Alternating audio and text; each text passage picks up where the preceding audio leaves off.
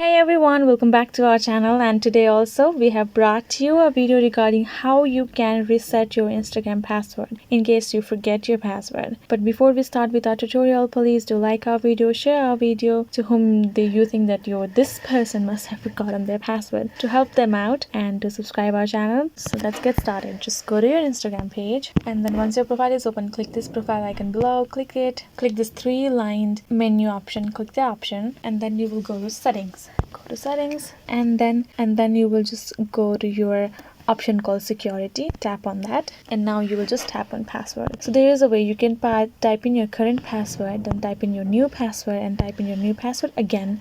That's how you can reset your password to new password. But if in case you have already forgotten your password, since my profile is connected with Facebook, I will have an option called reset it with Facebook. I'll just click that option. So yeah, now I can just type in my new password and my new password again. Click this blue tick button, click it.